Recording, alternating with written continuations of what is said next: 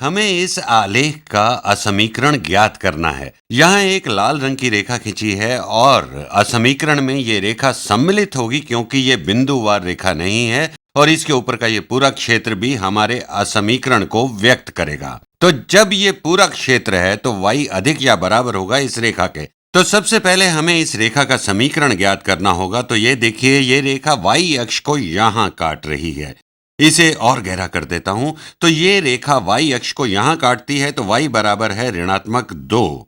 तो यदि आप इस रेखा के समीकरण y बराबर mx जमा b को ढाल के रूप में देखें तो आप देखेंगे कि v बराबर है ऋणात्मक 2। तो यहां ये है ऋणात्मक 2 और यदि इसकी ढाल को समझें तो ये कुछ इस प्रकार होगी। यदि हम x की दिशा में 2 चलते हैं, यदि डेल्टा x बराबर 2 है, यदि x में परिवर्तन 2 है तो y का परिवर्तन क्या होगा? हमारा y में परिवर्तन होगा, y में परिवर्तन बराबर ऋणात्मक 1। ढाल अथवा ये m बराबर है y में परिवर्तन बटा x में परिवर्तन। तो यहां पर यह बराबर होगा ऋणात्मक 1/2, ऋणात्मक 1/2। अब आप मुझसे यहां यह पूछ सकते हैं, आप कह सकते हैं कि यदि मैं x अक्ष पर 4 पीछे जाऊं तो क्या होगा?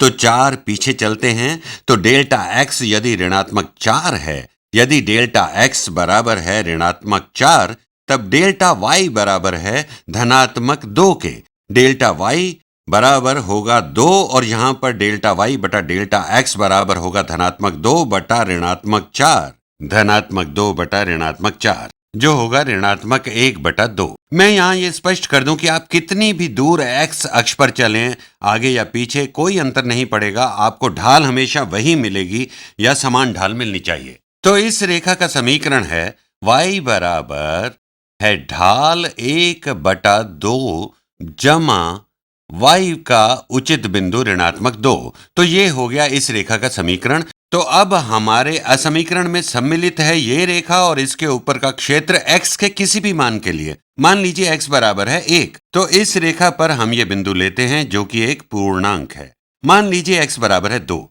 और जब x बराबर 2 है तो ये मान हो जाएगा ऋणात्मक 1/2 गुणा 2, जो होगा ऋणात्मक 1-2, जो बराबर होता है ऋणात्मक 3 के। परंतु हमारा ये असमीकरण केवल इतना ही नहीं है कि y बराबर है ऋणात्मक 3, y होना चाहिए ऋणात्मक 3 अथवा इससे अधिक, क्योंकि इस पूरे क्षेत्र को छायांकित दर्शाया गया है।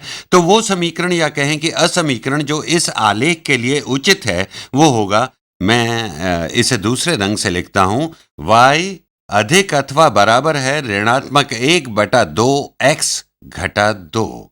तो ये वो असमीकरण है जिसे यहाँ इस आलेख में दर्शाया गया है, अर्थात ये रेखा और ये पूरा ऊपर का क्षेत्र। तो ये मिल गया हमें असमीकरण।